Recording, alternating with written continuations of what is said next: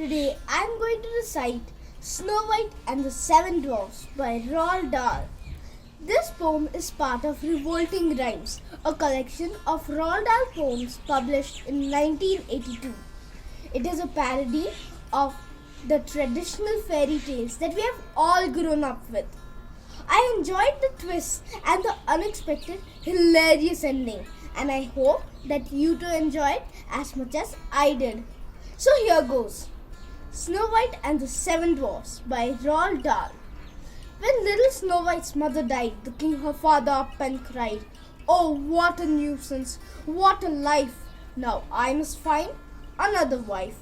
It's never easy for a king to find himself that sort of thing.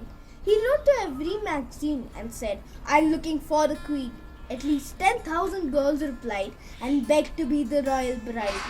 The king said with a shifty smile, "I'd like to give each one a trial."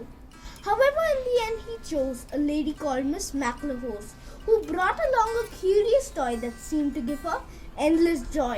This was a mirror framed in brass, a magic talking looking glass. Ask it something day or night, it always got the answer right. For instance, if you were to say, "Oh mirror, what's for lunch today?" the thing would answer in a trice, "Today's scrambled eggs and rice." Now every day, week in, week out, the spoiled and stupid queen would shout, "Oh mirror, mirror on the wall, who's the fairest of them all?" The mirror answered every time, "Oh madam, you're the queen sublime. You're the only one to charm us. Oh queen, you're the cat's pajamas."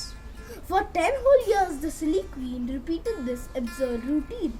Then suddenly, one awful day, she heard the magic mirror say, "From now on, queen, you're number 2. Snow White is prettier than you." The queen went absolutely wild. She yelled, "I'm going to scrap that child. I'll cook her flaming goose. I'll skin her. I'll have her rotten guts for dinner." She called the huntsman to her study.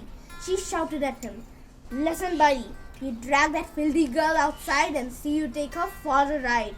Thereafter slit her ribs apart and bring me back her bleeding heart." The huntsman dragged the lovely child deep into the forest wild. Fearing the worst, poor Snow White spake. She cried, "Oh, please give me a break." The knife was poised, the arm was strong. She cried again, "I've done no wrong." The huntsman's heart began to flutter. It melted like a pound of butter. He murmured, "Okay, beat it, kid, and you can bet your life she did." Later, the huntsman made a stop within the local butcher's shop.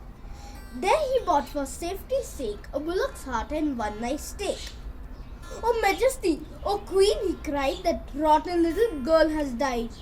And just to prove I didn't cheat, I've brought along these bits of meat." The Queen cried out, "Bravissimo! I trust you killed her nice and slow." Then, this is the disgusting part. The Queen sat down and ate the heart. I only hope she cooked it well. Boiled heart can be as tough as hell. While all this was going on, where had Snow White gone? She found it easy, being pretty, to hitch a ride into the city. There she got a job, unpaid, as general cook and parlour maid, with 7 funny little men, each one not more than 3'10", exhaust race jockeys, all of them. These 7 dwarfs, though awfully nice, were guilty of one shocking vice. They squandered all their resources at the racetrack backing horses. When they hadn't backed a winner, none of them got any dinner. One day, Snow White said, "Look here, I think I've got a great idea. Just leave it all to me, okay? And no more gambling till I say." That very night at eventide, young Snow White hitched another ride. And then when it was very late, she slipped in through the palace gate. The king was in his counting house, counting out his money. The queen was in the parlour, eating bread and honey.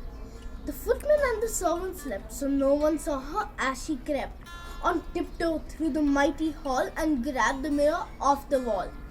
As soon as she had got it home, she told the senior dwarf, or gnome, to ask it what he wished to know. "Go on," she shouted, "have a go." He said, "Oh mirror, please don't joke. Each of us is stony broke. Which horse will win tomorrow's race? The Ascot Gold Cup steeplechase." The mirror whispered sweet and low, "The horse's name is Mistletoe." The dwarfs went absolutely daft. They kissed young Snow White 4.5, then rushed away to raise some dough with which to back old mistletoe. They pawned their watches, sold the car. They borrowed money near and far. For much of it, they had to thank the manager of Barclays Bank. They went to Ascot, and of course, for once they backed the winning horse. Thereafter, every single day, the mirror made the bookies pay. Each dwarf and Snow White got a share, and each was soon a millionaire.